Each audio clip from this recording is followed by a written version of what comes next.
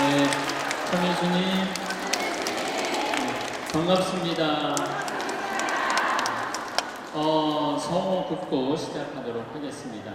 성부와 성자와 성령의 이름으로.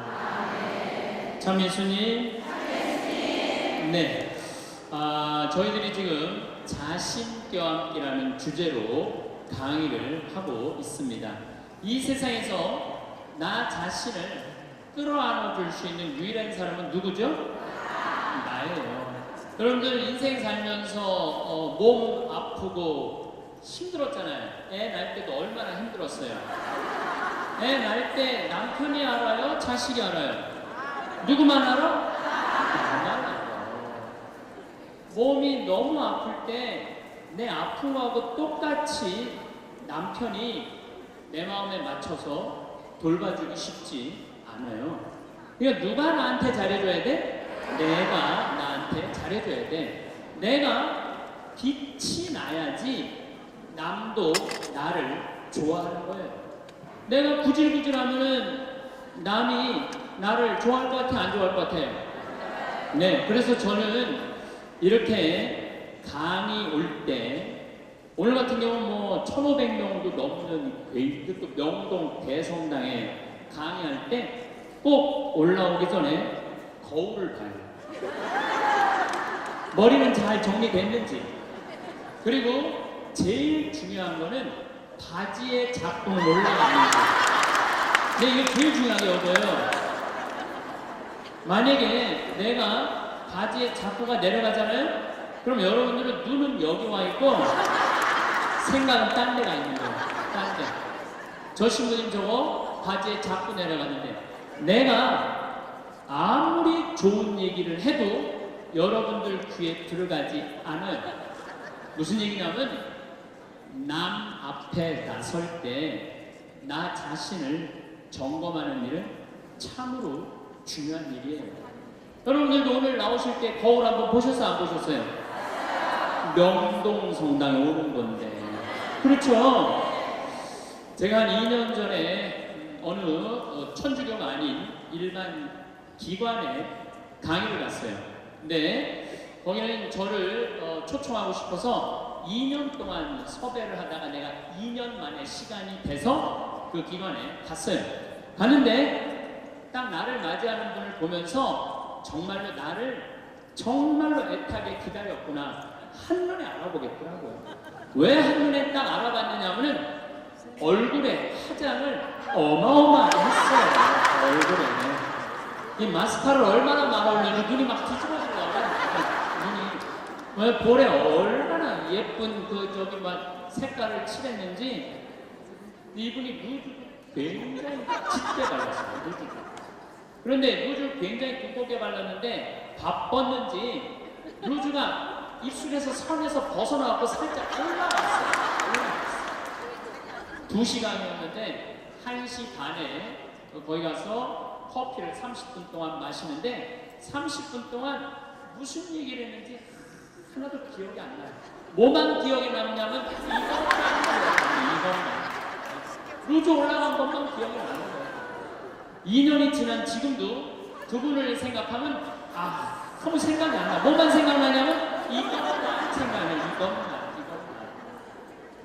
그분이 굉장히 그날은 그 지역 기관장들 초청 강의 날이었어요.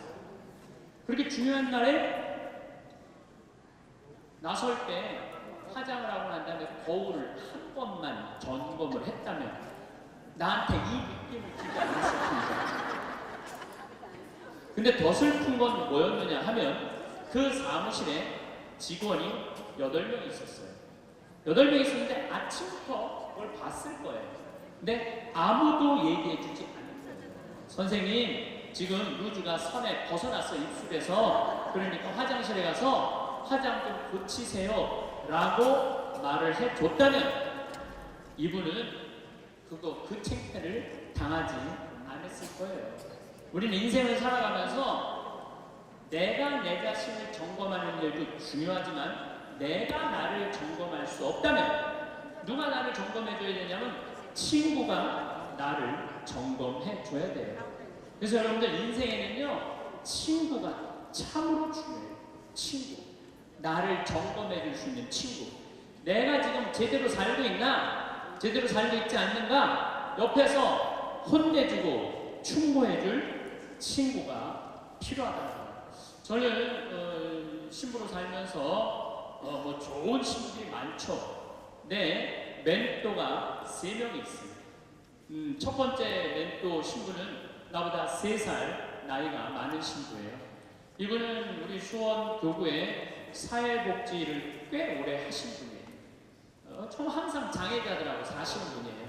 근데 이분하고 얘기를 하면 굉장히 영성적이에요. 정말로 신비가들, 영성가들 이야기를 이렇게 해줄 때 이 신부님을 만나서 하룻밤 자면서 얘기를 하면 하루 피정하는 기분이에요. 근데 하루는 평창 우리 생태마을에 하룻밤 저하고 이야기 나누려고 오셨어요. 근데 갑자기 내 옷장을 딱 열어보시더니 제가 강의를 많이 하니까 양복이 많잖아요. 또 내가 어떤 한 번은 이렇게 양복이 이렇게 긴 거 이렇게 입고 방송에 나갔더니 할머니들이 신부님 저 긴 양복 입는다고 양복을 맞춰서 보내준 양복도 많아. 평창까지. 네. 그러니까 양복이 한 10몇 번이 있었어요. 근데 그 신부님이 이런 이야기를 저한테 하시더라고요. 황 신부, 아무리 강의하는 신부지만 양복이 너무 많은 거 아니야? 예수님은 한 벌만 입고 다니라고 그랬는데, 근데 실질적으로 그분은 양복이 2벌밖에 없었어요. 내가 그때 얼마나 책임을 몰랐어요. 얼마나 내 자신이 부끄러웠는지 몰라요. 그래서 그 양복 다 정리해갖고 여기 주고 저기 주고 양복을 줄였어요. 그러니까 무슨 얘기냐면 나를 혼내줄 수 있는 신부가 중요한 거예요. 한 2주 전에 저한테 무슨 일이 있었느냐면 어떤 자매님이 평창이 굉장히 춥거든요. 기본적으로 영하 10도에서 15도가 내려가요. 산속이니까. 그러니까 신부님 추우니까 이거 옷 하나 신부님 거 샀다고 밤에. 근데 딱 입었는데 옷이 따뜻하게 느낌이 좋더라고요. 근데 신부님 뭐 택인지 그거 끼시면 안 된다고, 혹시 수리받을 일이 있으면 그게 필요하니까 신부님도 휙 버리지 마시라고. 그래서 이제 집에 와갖고 그걸 끼고 딱 가격표를 딱 봤는데 165만 원짜리야. 어쩐지 좋더라고요. 그런데 그걸 보고 누구 생각이 났느냐면 우리 베드로 신부 생각이 났어요. 베드로 신부가, 장애자들하고 사는 신부가 내가 이 옷을 입고 다니면 뭐라고 할까? 분명히 너 제정신이냐 혼냈을 거예요. 또 내가 이렇게 우리 교우들 뭐 여러분들을 무시하는 게 아니라 여러분들 뭐 입어봐야 20-30만 원짜리 옷 입고 있잖아요. 근데 내가 160만 원짜리 잠바 입고 다니면서 행복을 얘기할 수 있는 자격이 있을까?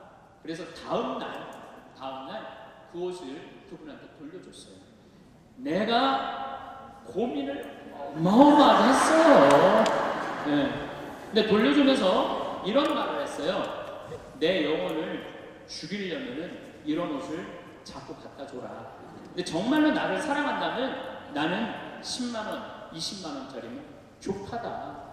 왜 그렇게 비싼 옷을 나한테 선물을 하느냐. 근데 아마 나에게 그 베드로 신부가 없었으면 눈 감고 입고 다녔을지도 몰라요. 나를 혼내줄 수 있는 신부. 그게 멘토라는 거예요. 두 번째 신부는 굉장히 철학적인 신부예요. 이 신부님은 나보다 4살인가 나는 사실은 나이 많은 거 별로 안 따져요. 뭐 120년 동안 살면서 뭐 3살, 4살 그 따져. 네가 형이냐, 내가 동생이냐. 근데 4살 정도 많은 형인데 이 형은 굉장히 철학적인 신부입니다. 굉장히 철학적인 신부예요. 그래서 이렇게 대화를 해보면은 하룻밤을 이렇게 지내면서 대화를 하면은 너무너무 철학적으로 나한테 도움을 많이 줘요.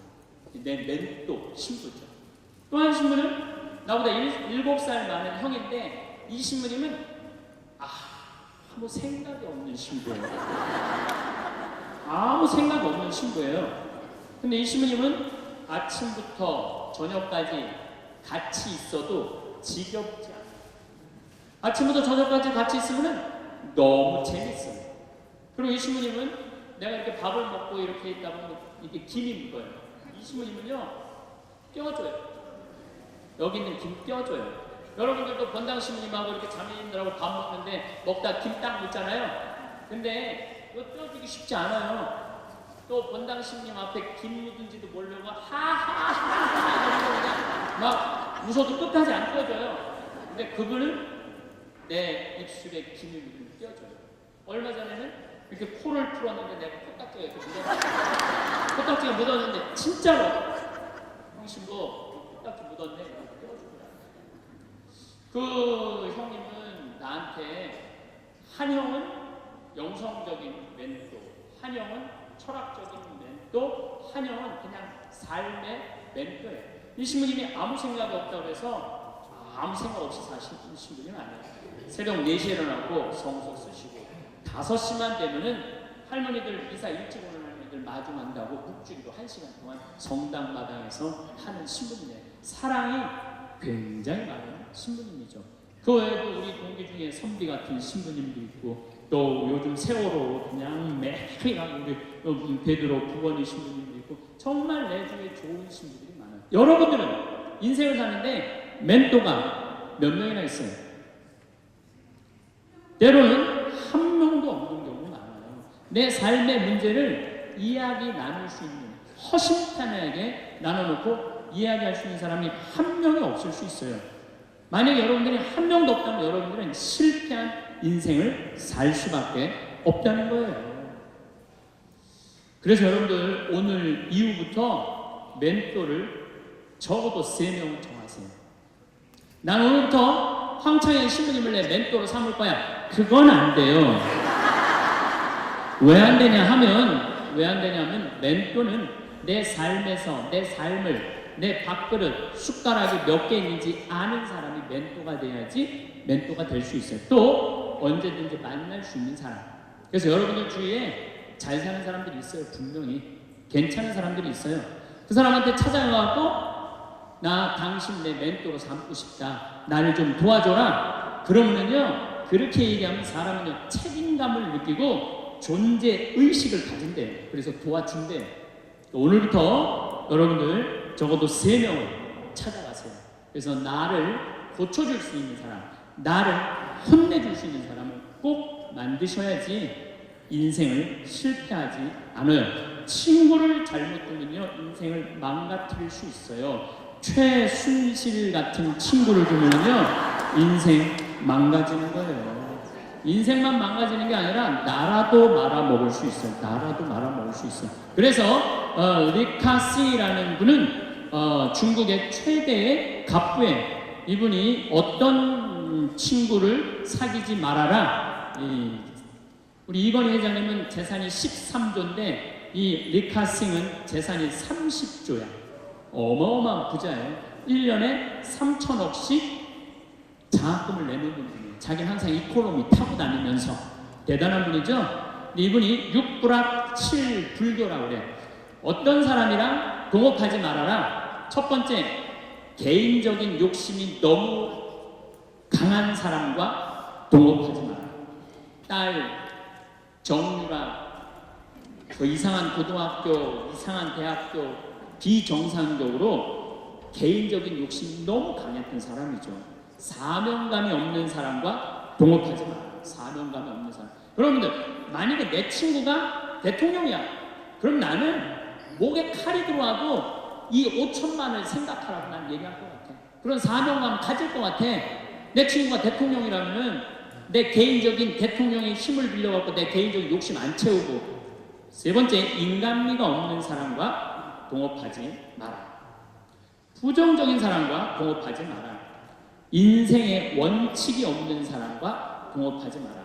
우리가 인생을 살면서는 원칙이 꼭 필요해요. 저는 어떤 원칙이 있느냐면 1 더하기 1은 2다. 이게 내 인생의 원칙 중에 하나예요. 무슨 얘기냐면 1억 그리고 1억 은행에 대출 받아갖고 2억짜리 아파트 사면 2억이야. 근데 우리는 무슨 생각해? 1억 내 돈 갖고 1억 대출 받아갖고 2억짜리 아파트 사면 10억 되길 바라잖아요. 그때부터 불행한 거예요. 그래서 나는 1 더하기 1은 10이 아니라 1 더하기 1은 2야. 욕심 부리지 말라는 거예요. 그리고 내 인생의 원칙 중에 하나는 그 달에 번 돈은 그 달에 다 써라. 이게 내 원칙은. 그 달에 번 돈 그 달에 다 써라. 예. 특히 신부는 쌓여 있으면은 딴 생각하게 돼 있어요. 그래서 그 달에 번 건 그 달에 다 써라. 그럼 내 최고의 원칙은 뭐냐면 인생은 별거 없다. 먹고 마시고 놀자. 여러분들, 제가 작년에도 말씀드렸고 올해도 말씀드렸어요. 인간은요, 먹고 마시고 놀자면요 인간이 안 돼요. 내가 대통령 얘기를 안 할래야 안 할 수가 없는데, 우리 대통령께서는 어렸을 때부터 병원 따라다녔어요. 그리고 은둔 생활하고, 그리고 국회의원 대통령 됐어요. 평범한 사람들이랑 먹고 마시고 놀 시간이 없었어요. 사람은요, 평범한 사람들이랑 먹고 마시고 웃고, 우리 예수님처럼 먹고요 술꾼으로 어려운 사람들 속에서 살아야지 사람이 되는 거예요. 그걸 못하면요 많은 부분을 잃어버릴 수 있어요. 그리고 감사할 줄 모르는 사람과 동업하지 마라. 그리고 7. 불교, 불효하는 놈과 사귀지 마라. 사람에게 각박하게 구는 사람과 사귀지 마라. 시시콜콜 따지는 사람과 사귀지 마라. 받기만 하고 주지 않는 사람과는 사귀지 마라. 이게 내 원칙 중에 하나예요. 받기만 하고 주지 않는 사람과는 사귀지 마라. 저는 참 많이 받아요. 정말 많이 받는 사람 중에 하나예요. 작년에 할머니가 나한테 100억 기증했는데 올해 100억을 더 기증해갖고 200억을 내가 받았잖아요. 그리고 내가 잠비아 돕는다고 1000만 원씩 도와달라고 했는데 그렇게 100명도 넘게 저를 도와줬어요. 정말 그 명단을 쭉 보니까 나한테 정말 많은 분들이 1000만 원씩 보내줬더라고요. 이번에 내가 가을에 내 배추 심고 고추 심고 무 심어갖고 김장해갖고 농약 하나도 안 친 거, 그래갖고 다 보내줬어요. 그분들 싹 다 보내줬어요. 싹 다 보내줬는데 뭐라 그랬잖아요. 받기만 하고 주지 않는 사람하고 사귀지 말라고. 근데 나는 정말 고마워서 보내준 거야. 그런데 놀랍게도 신부님, 우리가 이런 거 바라고 신부님한테 봉헌한 거 아니에요. 이거 받고 그냥 있을 수가 없어요. 그래갖고 또 돈을 그분들 중에 보내준 게 2천만 원이 또 넘어. 신기하죠. 나는 정말 좋은 마음으로 맛있는 김장 보내주고 싶어서 보내줬는데 그게 또 고맙고 감사한가 봐. 인생은 그렇게 즐거운 거죠. 아부를 잘하는 사람과는 사귀지 마라. 권력자 앞에 원칙 없이 구는 자와 사귀지 마라. 동정심이 없는 사람과는 사귀지 마라. 그러니까 우리가 여러분들 친구를 잘 사귀어야 돼. 친구를 잘못 사귀면은 인생을 망가뜨릴 수밖에 없어요. 나는 과연 내가 내 모습을 볼 수 없다면 내 모습을 볼 수 있는 사람, 나는 누구를 지금 선정하고 살아가고 있는가? 누구를 내 멘토로 정하고 살아가고 있는가? 깊이 반성해야 돼요. 저는 우리 대통령께서 그 최순실이라는 친구 말고 대통령의 자리에 있으면은요, 대한민국의 최고를 불러다가 이야기 들을 수 있는 사람이에요. 그래서 나는 내가 만약에 대통령이라면 난 한명기 교수를 부를 거야. 한명기 교수라고 명지대학 교수인데 역사 강의를 기가 막히게 잘해요. 나는 내가 한명기 교수님 만나자고 해도 그분 바쁜 분이라 나 안 만날 테니까 난 그분 강의 들어요. 열심히 들어요. 거의 나도 외워요. 여러분들 내 강의 외우듯이 나는 한명기 교수 강의를 외워요. 그 한명기라는 교수를 우리 대통령께서 친구로 사귀었다면 국정교과서, 작년에도 제가 얘기했어요. 국정교과 내가 대통령 요구는 안 할 거예요. 왜 안 할 거냐면 다른 사람이 다 하고 있는데 뭐하러 나까지 해. 나는 오늘 안 해. 하지만 몇 가지 문제를 짚고 넘어가야 돼. 국정교과서, 국정교과서라는 건 뭐냐면 국가가 정해주는 교과서예요. 그런데 역사를 국가가 정해서 가르치는 나라는 세계에서 내가 조사를 해봤어. 방글라데시, 베트남, 북한, 세 나라, 200개 나라 중에 나라의 역사를 국가가 정해갖고 가르치는 나라는 세 나라예요. 그런데 누구 머리에서 국정교과서가 나왔는지 난 이해할 수가 없어. 또 최인철 교수라고 서울대 교수님인데 이분은 행복에 대한 내 강의 내용이 중첩되더라고요. 이분 강의만 들었으면 사는 게 뭔지 알았을 텐데 그런 아쉬움이 있더라고요.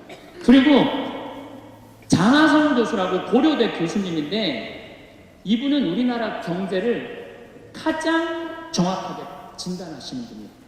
이런 친구들만 들어서 3명, 나도 내 인생에 3명 멘토가 있고 여러분들도 3명의 멘토가 있는데 우리 대통령도 그런 사람들 삭식이 있고 공부 많이 한 사람들의 얘기를 들었다면 오늘 같은 사단이 나지 않았을 거예요.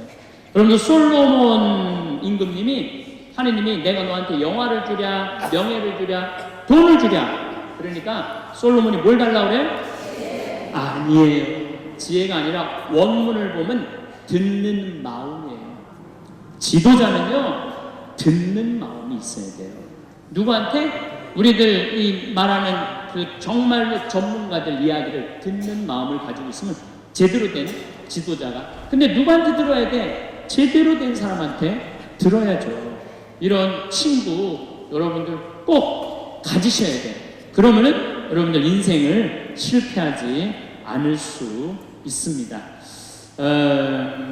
저는 요즘 우리나라 이 사회가 복잡하죠. 사드 문제 때문에 중국, 우리나라 지금 다 경제 차단하고 있어요. 지난주에 제가 제주도 피정을 갔다 왔는데 뭐 서귀포로 갈 때 택시를 탔는데 지금 중국 사람들 거의 안 들어온대요. 중국 사람들. 왜냐하면 세무조사 들어간대. 땅 산 거 지금 그 사람들 투자 못 한대. 왜 그러냐면 세무조사 다 들어가서. 그래갖고 너무너무 힘들어. 지금 대통령 내려와라 올라가라 이거 문제할 게 아니에요. 지금 경제가 얼마나 어려운지 몰라요. 지금 며칠 전에는 시와 공단에 있는 본당에 강의를 갔어요. 근데 그 본당 신부가 그러는 거예요. IMF 때보다도 공장이 더 많이 나온다는 거예요. IMF보다 공장 팔겠다고. 그러니까 지금 나라 경제는요 심각한 거예요. 지금 대통령 올라가고 내려가고 문제가 아니야. 국민들은 지금 빚이 얼마나 많이 늘었어요. 그 전세값 하늘로 뛰고 참 답답하죠. 지도자들은 저희들끼리 누가 권력을 다음에 먹을 거냐에 눈이 멀어 있고 참 답답하죠. 그런데 답답해하지 마시라고.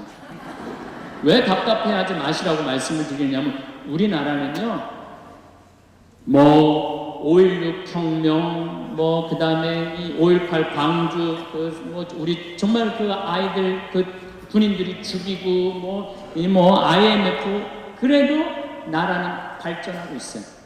그리고 100만 명, 200만 명이 데모를 하는데도 어때요?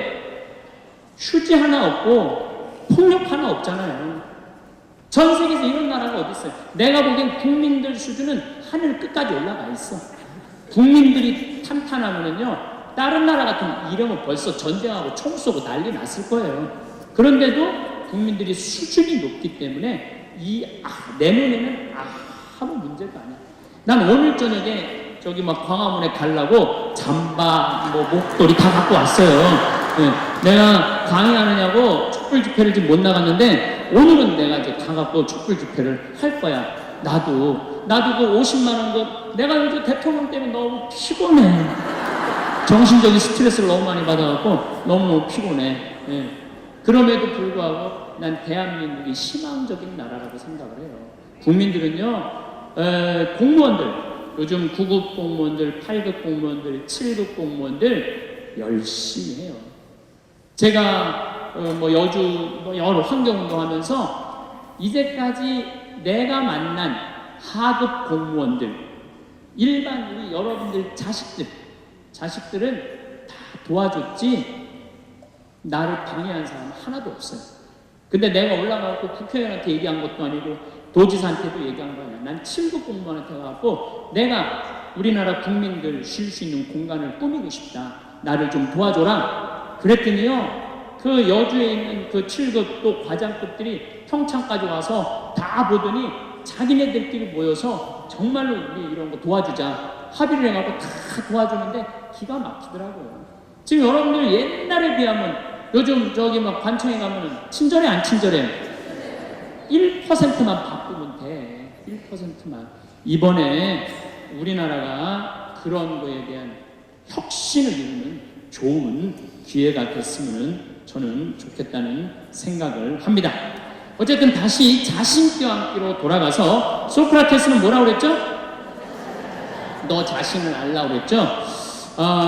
덴마크의 그 유명한, 갑자기 이름이 생각이 안 나는데 동화 작가가 벌거숭이 임금 안데르슨. 똑똑하시네. 네. 덴마크 안데르슨이라는 동화 작가가 있는데 벌거벗은 임금님 얘기를 해요. 벌거벗은 임금님. 이 임금님은 평상시에 뭐를 좋아하셨느냐면 옷을 입고 자랑하는 걸 참 좋아하셨어. 옷을 입고. 근데 그 사기꾼 둘이서 임금님을 찾아가요. 임금님, 내가 기가 막힌 천을 짤 줄 안다고. 기가 막힌 천을. 근데 이 천은 바보 눈에는 안 보인다고. 바보 눈에는 안 보인다고. 그래갖고 그럼 한번 짜봐라. 그래갖고 이제 돈을 받았어요. 근데 이제 이 사기꾼이 이제 배틀에다가 옷을 짜는데 임금이 가보니까 안 보여. 근데 분명히 뭐라고 그랬어? 바보 눈에는 안 보인다. 막 짜면서 임금님 이 천이 멋있지 않느냐고. 그러니까 임금이 뭐라 그래? 멋있다고. 네. 신하들을 데리고 와갖고 신하들도 보여주라고. 이제 신하들이 와서 보니까 임금님이 멋있다고 그러니까 바보 눈에는 안 보인다니까 신하들도 뭐라 그래? 멋있다 그래. 그래서 이제 한 일주일이 지나고 나서 임금님 옷 다 됐다고 입어보라고. 뭐가 보여야지 입지. 손 드시라고 그러니까 손 딱 들고 지금 들어갔다고. 잘 어울린다. 이쪽 손 들으라고. 이걸 또 멋있다고 퍼레이드를 하시라고. 그래갖고 임금님이 벌거벗고 퍼레이드를 하네. 온 국민들이 야 우리 임금님 멋있다고. 왜? 바보 눈에는 안 보이니까. 근데 한 꼬마가 임금님 빨개 벗었네? 그렇게 얘기를 한 거예요. 그러면은 자기도 빨개 벗은 거 알아. 신하들도 빨개 벗은 거 알아. 그런데 놀라운 거는 그 퍼레이드를 멈춰야 되는데 여러분들 거기까지만 들었죠?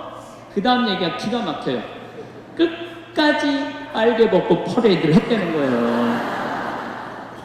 누구 말을 무시한 거야? 그 꼬마 말을 무시한 거예요. 우리는요, 내가 지금 대통령 얘기하는 거 아니에요, 여러분들. 대통령 얘기하는 게 아니라 내 자신이 빨개 벗고 있는데 나 자신이 누군지 모르고 살아가는 사람들 너무 많아요. 나 자신이 누군지 모르는 사람. 자신의 단점이 뭔지 모르고 자기의 추한 모습이 뭔지 모르고 살아가는 사람 많아요. 반대로 뒤집어서 어떤 것도 있느냐 하면 뒤집어서 어떤 게 있느냐 하면 내 안에 들어있는 보물을 발견하지 못하고 살아가는 사람들 많아요.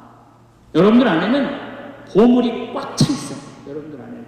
그런데 나 같은 게 나는 지극히 평범한 인간이고 능력 없는 인간인데 그냥 묻어버리고 그냥 죽어버리는 사람들도 많다는 거예요. 그래서 우리 인간은 인생을 살아가는데 아주 중요한 작업 중에 하나가 자기 자신을 아는 일이에요. 석가모니 부처님은 뭐라고 그러냐면은 자기 자신이 누군 줄 아는 사람은 부처고 자기 자신이 누군지 모르는 사람은 중생이라고 했어요. 중생. 그래서 부처님은 참으로 자기 스스로 존재를 깨닫는 일에 평생을 바쳐야 된다고 얘기를 하세요. 아마 여기도 내가 보기에는 부처들이 꽤 많을 거야. 드러나지 않는 부처들. 자기가 누군지 분명히 알고 살아가는 사람. 공자님은 뭐라고 그랬냐면 제자들이 스승님 죽음 이후의 세계에 대해서 좀 알려주십시오. 그러니까 공자님이 이렇게 말씀하십니다. 내가 삶도 제대로 모르는데 어떻게 죽음에 대해서 알 수 있느냐.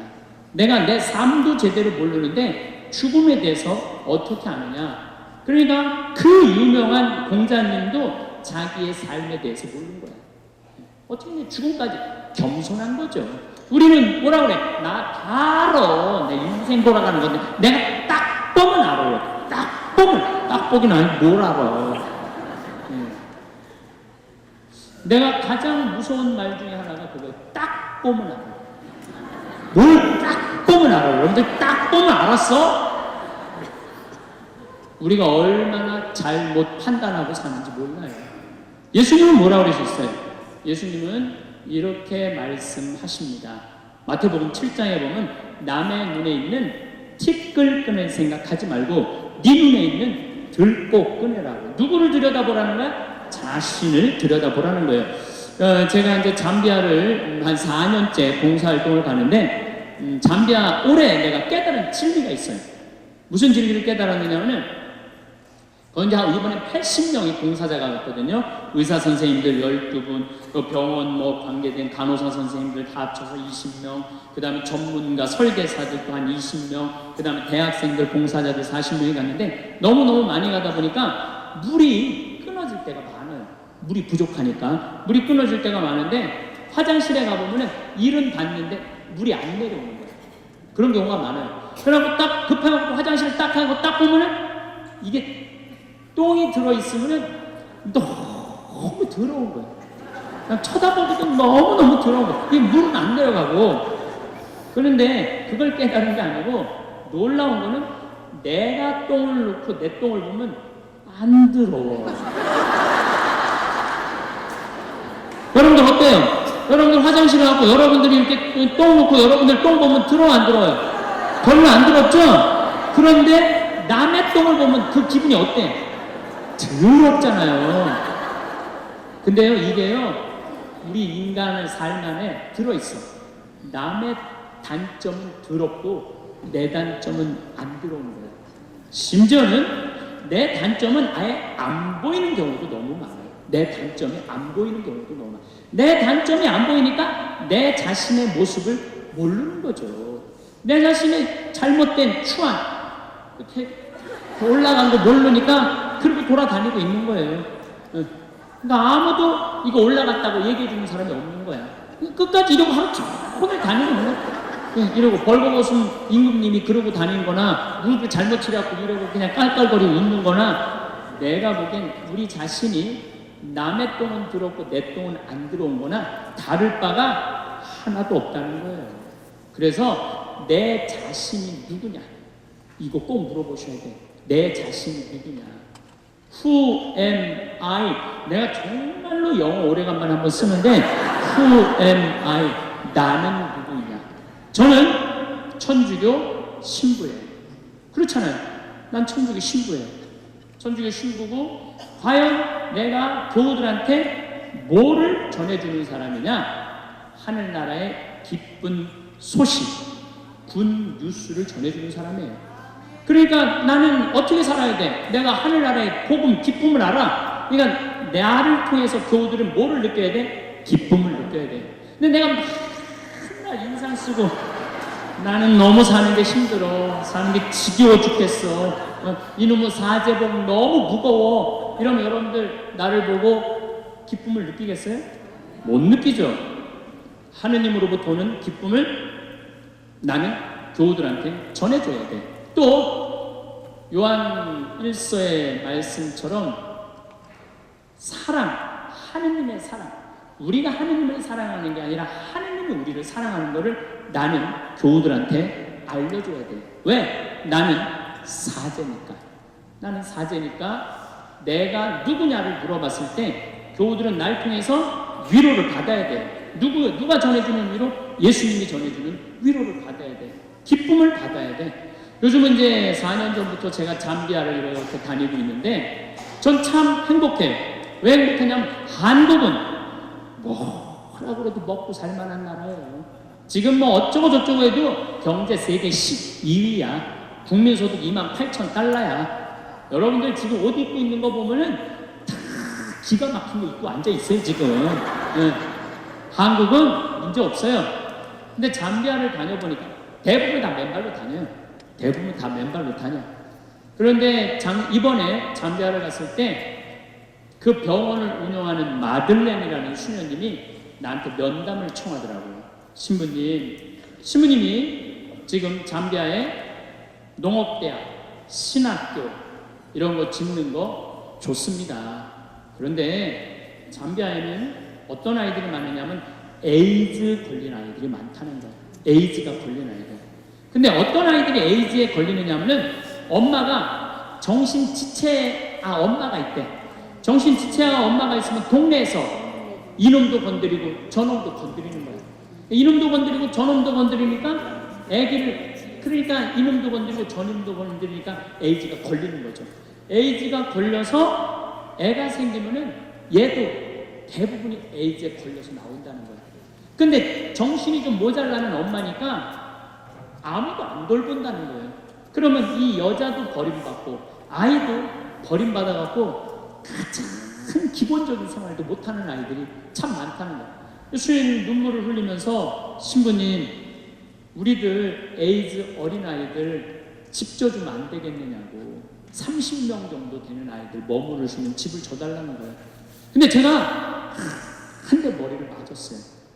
왜냐하면 나는 어마어마한 큰 도시에 큰 대학 건물을 생각했지 에이즈 아이들 집을 줘준다는 생각은 하나도 안 했어요. 저는 혼자서 정말로 예수님한테 죄송했어요. 그리고 그 수녀님의 눈물을 보면서 가슴이 참 아팠어요. 그래서 수녀님한테 약속했어요. 내가 저 주겠다고. 내가 또 마음이 약해요. 그래갖고 이 담도 다 치고 이제 이 바닥 공구리도 다 치고 이제 올라가기 시작했어요. 사진이 오는데 기분이 너무너무 좋더라고요. 그러니까 내가 누구냐라는 질문을 하기 시작하니까 내가 어떻게 살아야 되는 답이 나오는 거야. 내가 누구냐. 작년에도 내가 요맘때 여러분들한테 이런 말씀을 드렸어요. 간호대학 짓는데 30명만 나를 1,000만 원씩 도와주면은 내가 간호대학을 짓겠다고. 근데 놀랍게도 3달 만에 30명이 돈을 보내줬어요. 1,000만 원씩. 근데 그 할머니들 중에 신부님 내가 평생 모은 돈입니다. 신부님 내가 자판에서 신발 팔은 돈입니다. 내가 이렇게 모은 돈입니다. 신부님 나도 인생을 살면서 한 번은 좋은 일을 하고 싶습니다.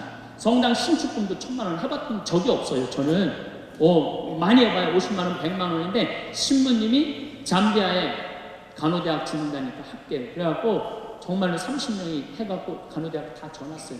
내가 오늘 여러분들한테 또 한 번 사랑을 실천할 기회를 드릴게요. 이번엔 30명도 아니야. 20명이야. 20명. 우리 에이즈 이름은 라파엘의 집이에요. 치유 수호천사 라파엘의 집을 여러분들이 봉헌하면은 이제 내가 그분들 나중에 다 잠비아 데리고 갈 거야. 물론 비행기표 본인이 내야 되겠지만은 다 잠비아 데리고 갈 거야. 그래서 내가 낸 돈이 얼마나 귀하게 쓰여지는지.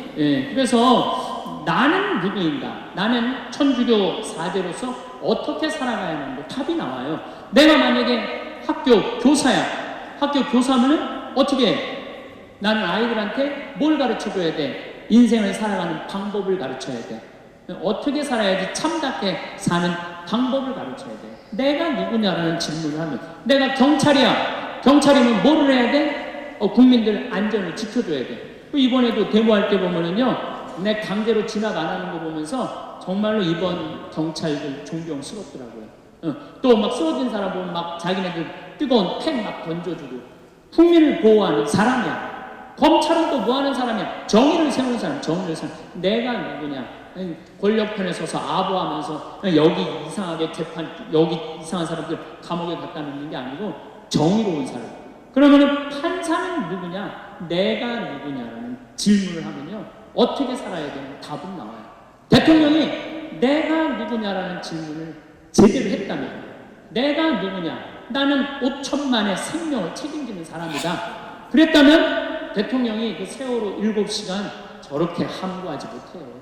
온 국민의 이 세월의 아이들 249명의 어른이 55명이 죽어서 304명이 죽어서 304명이 4월 16일 날 2년 전에 내가 그 안산의 자주광역의 내 동창 신부가 그 성당에 14명의 본당 애들이 죽었어요.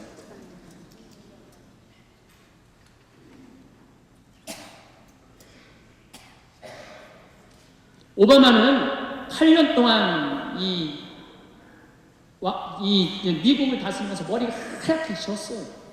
그 사진이 나와요. 오바마가 처음에 얼마나 싱싱하게 이 미국 대통령이 됐냐. 지금 보세요. 오바마 하얗게 졌어요.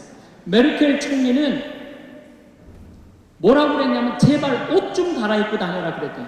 메르켈 총리한테는 사람들이. 이번에 4선의 연임이 됐더라고요. 대통령도 내가 누구냐를 물어야 돼. 여기 있는 여러분들도 내가 누구냐. 나 본당에 내조 단장이면 내조 단장이 할 일이 있고, 성부회장이면 성부회장이 할 일이 있고, 구역장이면 구역장이 할 일이 있고, 반장이면 반장이 할 일이 있고. 그래서 뭐라 그래요? 임금은 임금다워야 되고, 신하는 신하다워야 되고, 아버지는 아버지다워야 되고, 자식은 자식다워야 되고, 남편은 남편다워야 되고, 아내는 아내다워야 된다는 거예요.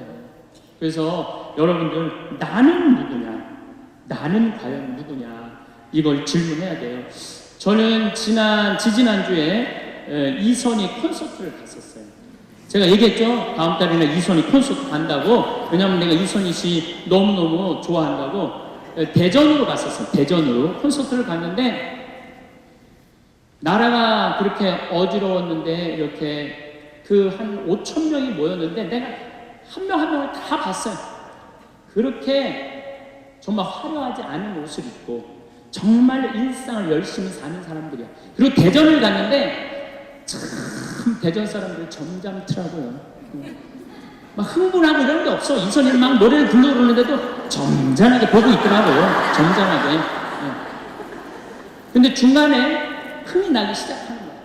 흥이 나면서 시작하면서 막 일어나고 막 같이 춤을 추고 이러는데, 그 조그만 거에 행복해하는 그들을 보면서 저는 이렇게 열심히 사는 국민들한테 우리 정치인들, 종교 지도자들이 어떻게 해야 되는지 전 거기 가서 반성을 참 많이 했어요.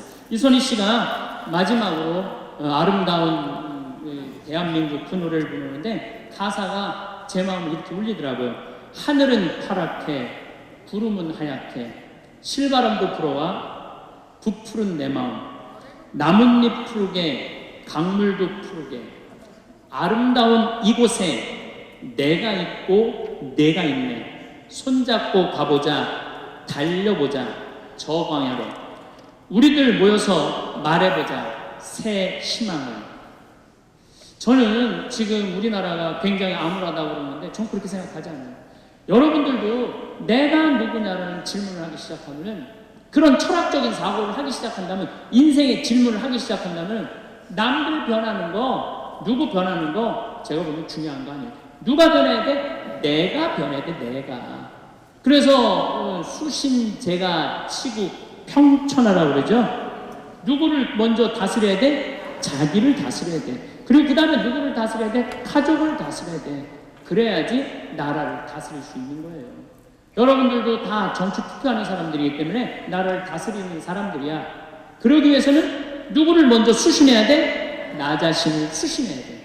다음 시간에는 어떻게 하면 나 자신을 수신할 수 있는가, 그 얘기를 하도록 하겠습니다. 영광이 성부와 성자와 성령께, 성부와 성자와 성령의 이름으로